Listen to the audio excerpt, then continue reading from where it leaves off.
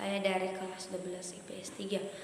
Nah, saya di sini akan memaparkan materi sejarah Indonesia, khususnya bab 4 mengenai sistem dan struktur politik ekonomi Indonesia masa Orde Baru tahun 1966 sampai 1998. Baik, langsung saja. Dalam pembahasan saya ini mengenai sistem dan struktur politik ekonomi Indonesia masa Orde Baru terbagi menjadi 4 bagian. Yang pertama yaitu masa transisi tahun 1966 sampai 1967. Nah, yang kedua stabilisasi politik dan rehabilitasi ekonomi. Dan ketiga integrasi Timur Timur. Dan keempat yaitu dampak kebijakan politik dan ekonomi masa Orde Baru.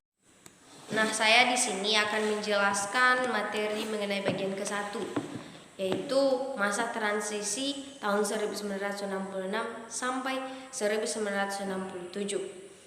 Masa transisi ini juga terbagi menjadi 3 bagian. Yang pertama yaitu aksi-aksi Tritura, yang kedua surat perintah 11 Maret, dan ketiga dualisme kepemimpinan nasional.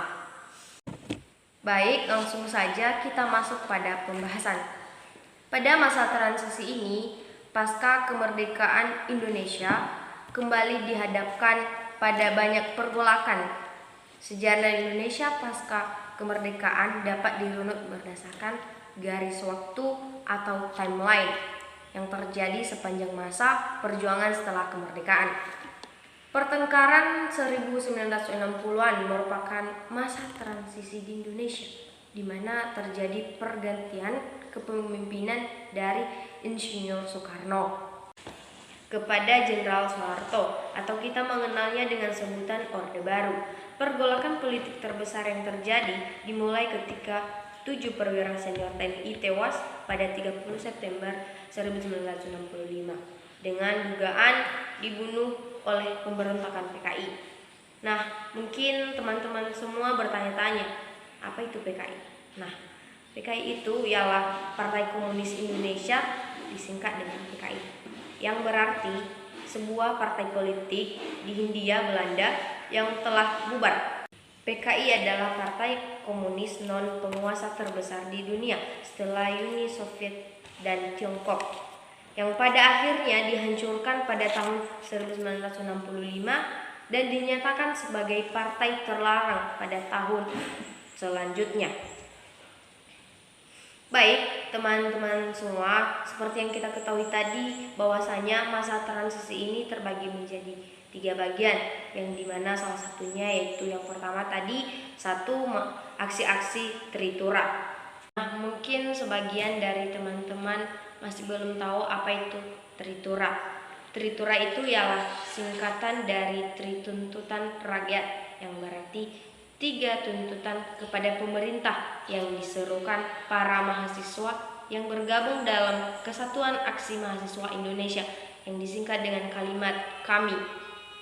Aksi-aksi Tritura terdiri dari 3 tuntutan, yaitu salah satunya pembubaran PKI, kedua pembersihan kabinet dari unsur G30 SPKI, dan ketiga penurunan harga atau perbaikan ekonomi. Nah, itu aksi-aksi dari Tritura ini. Nah, surat perintah ini diterbitkan sebagai akibat demonstrasi yang dilakukan pemuda dan mahasiswa pada tanggal 11 Maret 1966, sehingga pemerintah mengadakan sidang kabinet dalam mengatasi krisis. Nah, selanjutnya kita masuk pada yang ketiga, yaitu dualisme kepemimpinan nasional. Dalam dualisme kepemimpinan nasional ini ada pertentangan dalam politik masyarakat. Yang pertama dulu ini mengenai Soekarno sebagai pimpinan pemerintahan, sedangkan Soeharto sebagai pelaksanaan pemerintahan. Nah, ini menimbulkan pertentangan politik dalam masyarakat, itu mengarah pada munculnya pendukung Soekarno dan pendukung Soeharto. Hal ini jelas membahayakan persatuan dan kesatuan bangsa. Ini menimbulkan pertentangan dalam kalangan politik masyarakat. Maka demi menjaga keutuhan bangsa, Soekarno menyerahkan kekuasaan pemerintahan kepada pengembangan TAP MPRS Jenderal Soeharto pada 23 Februari 1967. Pada 12 Maret 1967 diselenggarakan sidang istimewa MPRS dengan tema utama mengenai pertanggungjawaban Presiden selaku mandataris MPRS. Akhirnya, pada 22 Juni 1966, Presiden Soekarno menyampaikan pidato Nawaksara dalam persidangan MPRS berisi 9 persoalan yang dianggap penting lantaran isi pidato tersebut hanya sedikit yang menyinggung tentang G30 SPKI. Maka pengabaian peristiwa itu tak memuaskan anggota MPRS. Pada 10 Januari 1967, Presiden menyampaikan surat kepada pimpinan MPRS yang berisi pelengkap Nawaksara.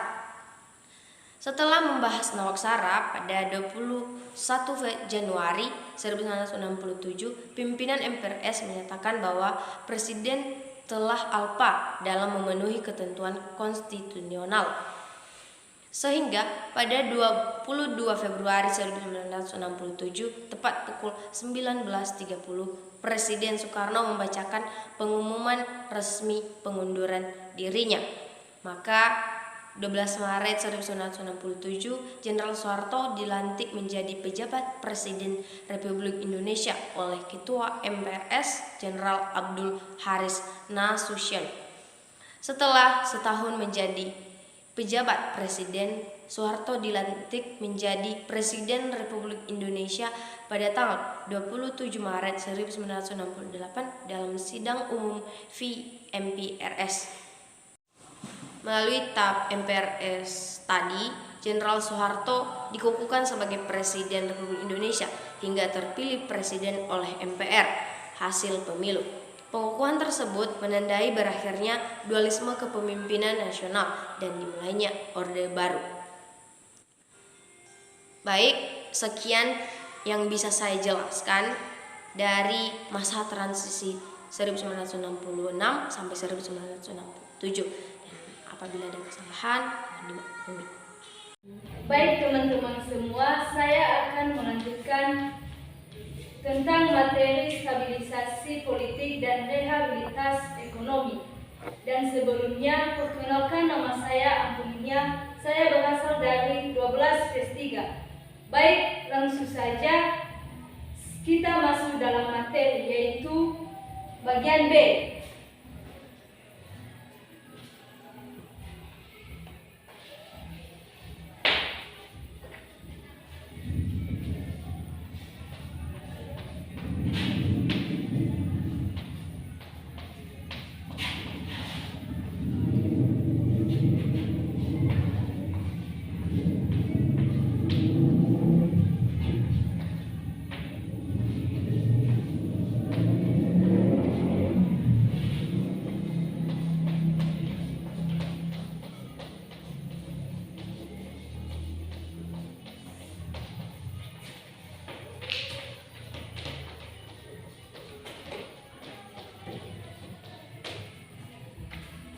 Teman-teman semua, kalian sudah tahu bahwa kondisi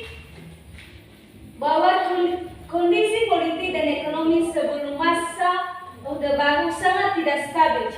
Oleh karena itu, setelah kekuasaan Soekarno berakhir, TAP MPRS nomor 30 MPRS 1967, Presiden Soeharto segera melaksanakan program untuk menciptakan stabilisasi politik dan rehabilitasi ekonomi di Indonesia.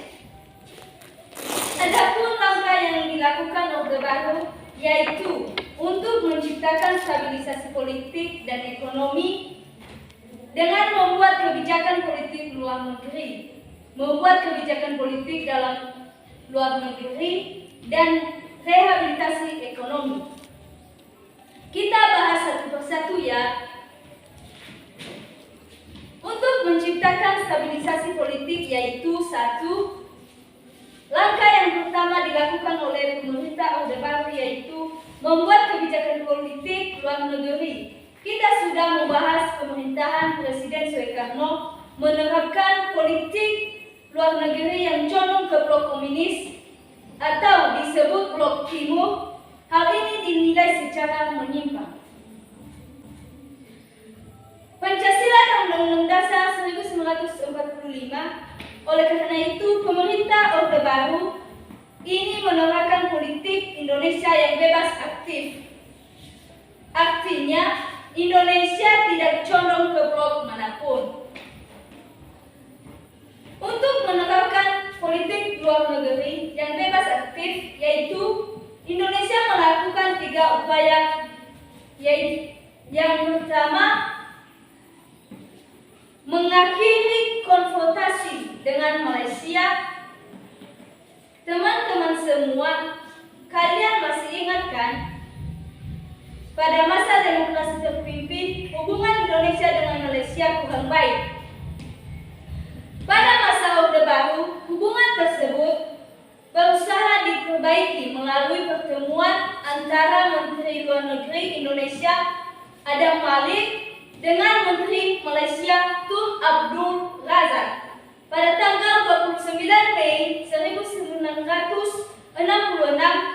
sekian itu, hubungan Indonesia dengan Malaysia masih membaik. Akhirnya pada tanggal 28 September 1966, Indonesia kembali menjadi anggota PBB dan diangkat sebagai anggota tidak tetap Dewan Keamanan PBB tersebut. Upaya yang ketiga adalah memprakarsai pembentukan ASEAN, sebuah organisasi yang terkenal yang dibentuk pada Deklarasi Bangkok 8 Agustus 1967 oleh 5 negara, yaitu Indonesia, Malaysia, Filipina, Singapura, dan Thailand. Selain menerapkan kebijakan politik luar negeri bebas aktif untuk menciptakan stabilitas politik, pemerintah Orde Baru juga menerapkan kebijakan politik dalam negeri. Kebijakan dalam luar negeri yang pertama adalah melaksanakan pemilu pada tahun 1971 dengan dasar hukum Undang-Undang Dasar 1945. Selanjutnya, pada tahun 1973, pemerintah mengeluarkan kebijakan fusi partai, yaitu penyederhanaan partai politik, sehingga sistem pelaksanaan pemilu yang semula menjadi partai dan satu organisasi masyarakat. Teman-teman semua, kalian sudah paham kan tentang stabilisasi politik dan rehabilitasi ekonomi. Jadi, demikianlah penjelasan saya pada hari ini. Semoga bermanfaat bagi kita semua, ya Allah. Dan materi selanjutnya akan dilanjutkan oleh teman saya. Terima kasih. Halo teman-teman, perkenalkan nama saya Putri Ania. Saya dari kelas 12 IPS 3. Saya akan membahas tentang penerapan dwifungsi ABRI. ABRI itu adalah Angkatan Bersenjata Republik Indonesia.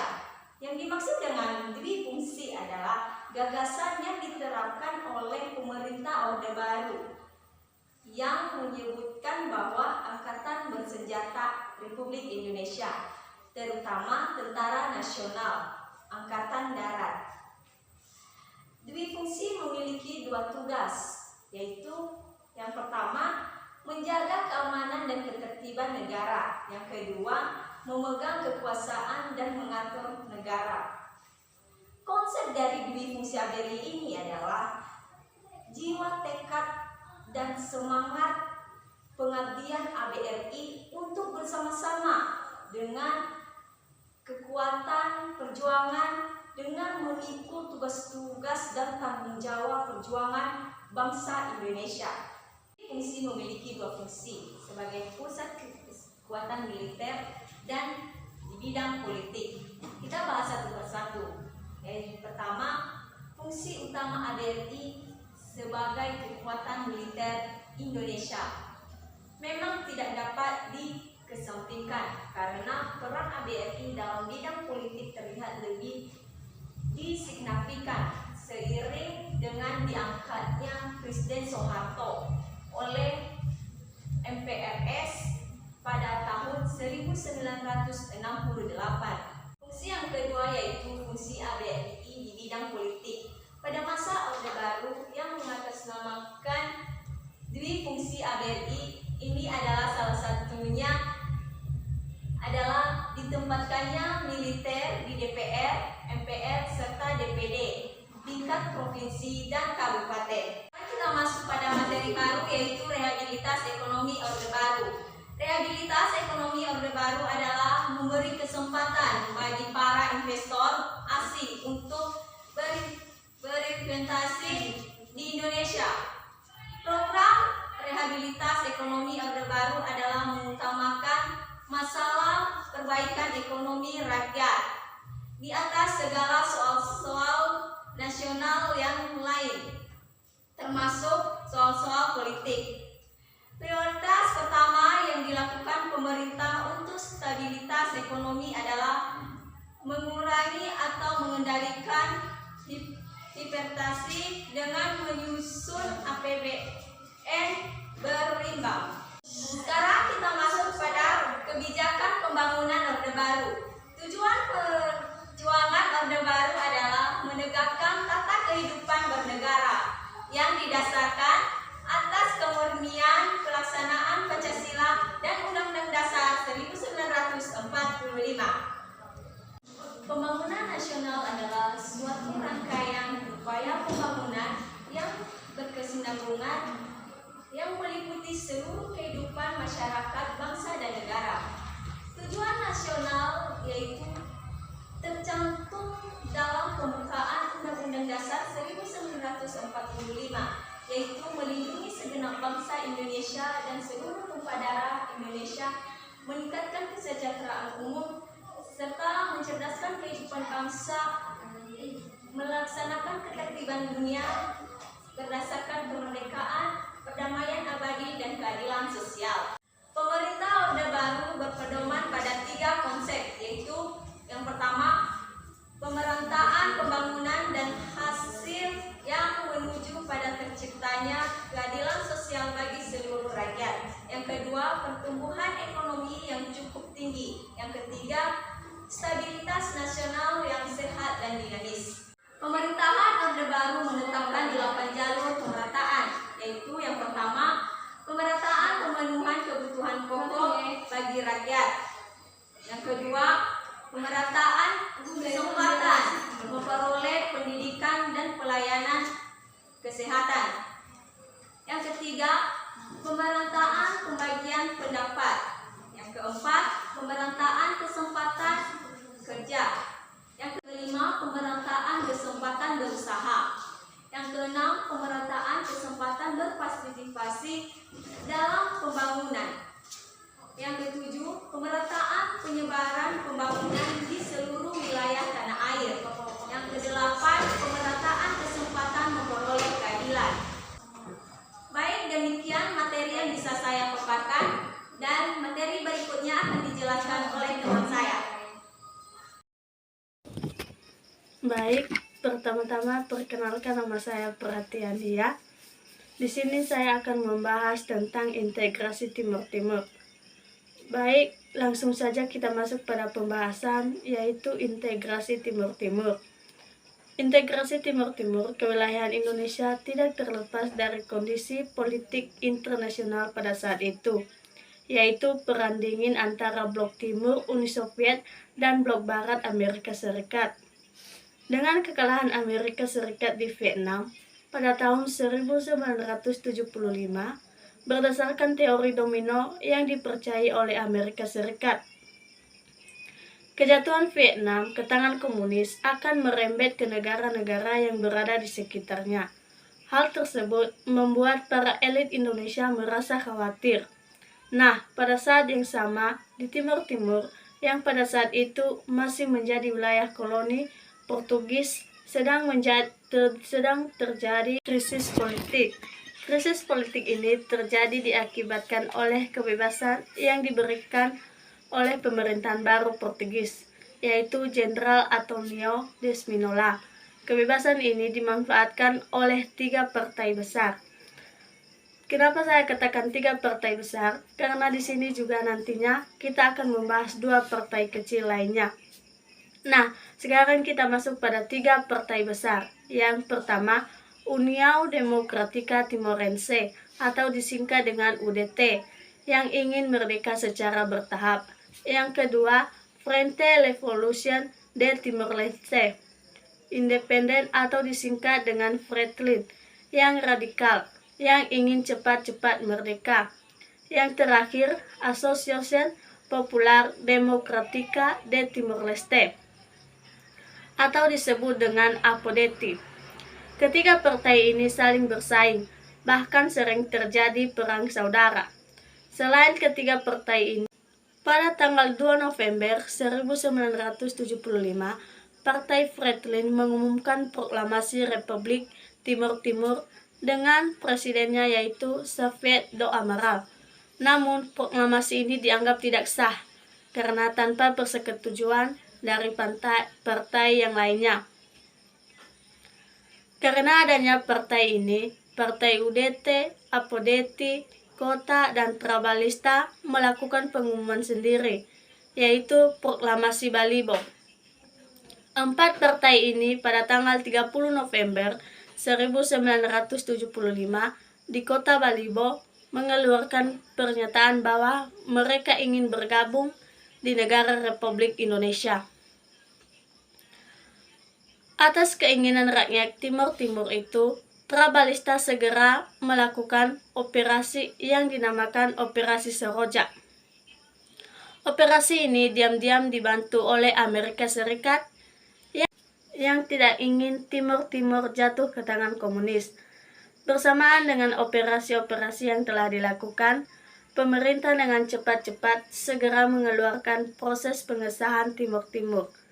Dengan pengeluaran Undang-Undang Nomor 7 Tahun 1976, pengesahan ini lalu diperkuat dengan dikeluarkannya TAP MPR Nomor 4/MPR/1908 oleh dan akhirnya Timur Timur dengan resmi berhasil menjadi Provinsi Indonesia yang ke-27. Baik, demikian yang bisa saya sampaikan pada pembahasan ini. Halo teman-teman semua, saya Mainai Sudiastuti Maruao dari kelas 12 IPS 3. Di sini saya akan menjelaskan materi tentang kebijakan politik dan ekonomi masa Orde Baru. Masa Orde Baru adalah masa pemerintahan yang berlangsung di bawah kepemimpinan Presiden Soeharto yang menggantikan Presiden Soekarno pada tahun 1996 hingga tahun 1998 dan menjadi salah satu sistem pemerintahan terlama di Indonesia. Nah, selama 32 tahun itu masa kepemimpinan Presiden Soeharto, banyak kebijakan yang memiliki pengaruh cukup besar terhadap proses berjalannya negara Indonesia. Nah, juga pada masa Orde Baru, pemerintahan mengeluarkan kebijakan politik menjadi 2. Nah, apa itu kebijakan politik yang 2 itu? Ya, yaitu kebijakan politik dalam negeri dan kebijakan politik luar negeri. Masing-masing kebijakan tersebut dikeluarkan berdasarkan kebutuhan kondisi negara Indonesia. Dan juga pendekatan keamanan yang diterapkan oleh pemerintahan Orde Baru dalam menegakkan stabilisasi nasional secara umum memang berhasil menciptakan suasana aman bagi masyarakat Indonesia. Pembangunan ekonomi pun berjalan dengan baik dengan pertumbuhan ekonomi yang tinggi karena setiap program pembangunan pemerintahan terencana dengan baik dan hasilnya dapat terlihat secara konkret. Sebagai contoh, yang pertama, Indonesia berhasil mengubah status dari negara pengimpor beras menjadi bangsa yang bisa memenuhi kebutuhan beras sendiri. Yang kedua, penurunan angka kemiskinan yang diikuti dengan perbaikan kesejahteraan rakyat. Yang ketiga, penurunan angka kematian bayi. Dan yang terakhir, angka partisipasi pendidikan dasar yang meningkat. Nah, kebijakan politik dan ekonomi masa Orde Baru juga memiliki dampak negatif. Dampak negatif pada politik dan dampak negatif pada ekonomi. Dan yang pertama kita akan membahas dampak negatif pada politik. Yang pertama dampak negatif pada politik yaitu cenderung bersifat otoriter. Presiden mempunyai kekuasaan yang sangat besar dan mengatur jalannya pemerintahan. Yang kedua, gagal memberikan pelajaran berdemokrasi yang baik. Golkar dianggap menjadi alat politik untuk mencapai stabilitas yang diinginkan. Sementara dua partai lainnya hanya sebagai alat pendamping agar tercipta citra sebagai negara demokrasi. Yang ketiga, sistem perwakilan bersifat semu. Bahkan bahannya dijadikan topeng untuk melanggengkan sebuah kekuasaan secara sepihak. Dan yang terakhir, demokrasi yang terbentuk didasarkan pada KKN atau yang biasa disebut korupsi, kolusi, dan nepotisme. Sehingga banyak wakil rakyat yang duduk di MPR atau DPR yang tidak mengenal rakyat dan daerah yang diwakilinya. Nah, sekarang kita akan membahas pada dampak negatif pada ekonomi.